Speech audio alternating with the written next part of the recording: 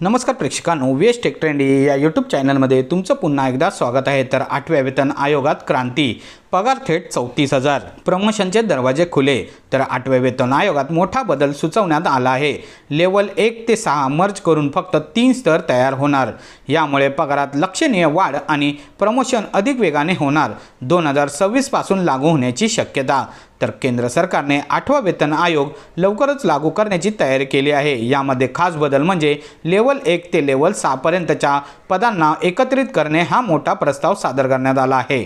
जर हा बदल प्रत्यक्षात आला तर लाखो सरकारी कर्मचाऱ्यांना मूळ पगारात लक्षणीय वाढ होईल आणि त्यांच्या पदोन्नतीच्या संधीची वेगाने वाढेल। ही सुधारणा 1 जानेवारी 2026 पासून लागू होण्याची शक्यता आहे। 8वे वेतन आयोग का आहे विशेष?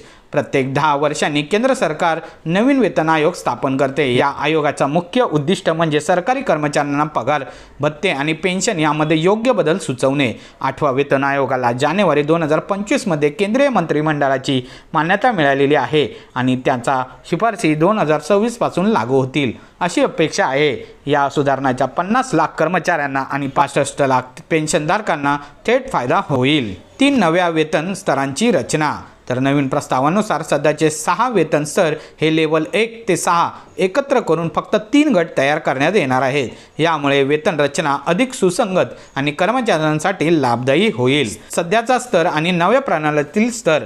सध्याचा स्तर लेवल 1 प्लस लेवल 2, नव्या प्रणाली स्तर 1 लेवल A। सध्याचा स्तर लेवल 3 व प्लस लेवल 4, नव्या प्रणालीतील स्तर लेवल B। सध्याचा स्तर लेवल 5 व प्लस लेवल 6, नव्या प्रणालीतील स्तर लेवल C। या संरचनेनुसार कर्मचाऱ्यांना अधिक वेगाने प्रमोशन मिळण्याची संधी वाढेल आणि वेतन संरचना अधिक स्पष्ट व सुलभ होईल। कर्मचाऱ्यांना होणारे महत्त्वाचे फायदे। मूळ पगारात वाढ। तर लेवल 1 मध्ये सध्या 18,000 इतका बेसिक पगार असतो, पण लेवल 2 सोबत मर्ज झाल्यानंतर तो 34,000 पर्यंत पोहोचू शकतो। यामुळे कर्मचाऱ्यांना आर्थिक स्तर बळकट होईल। पदोन्नतीची गती वाढणार। कमी स्तरांमुळे कर्मचारी लवकर पुढच्या पातळीवर जाऊ शकतील, त्यामुळे त्यांना वेतनवाढ आणि जबाबदाऱ्या दोन्ही वेगाने मिळतील।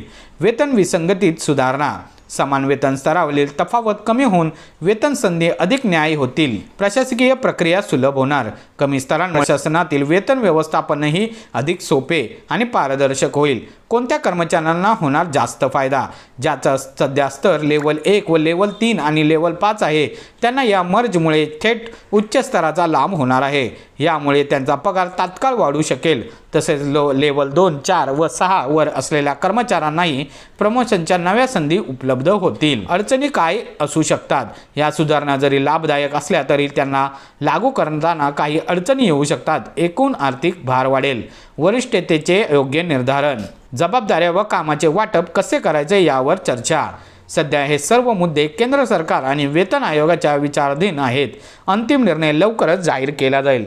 तर प्रेक्षकांनो, तुम्हाला दिलेली माहिती कशी वाटली आणि हा व्हिडिओ आवडला असल्यास आपल्या या यूट्यूब चॅनलला लाईक, शेअर आणि सबस्क्राईब करायला विसरू नका। तोपर्यंत धन्यवाद।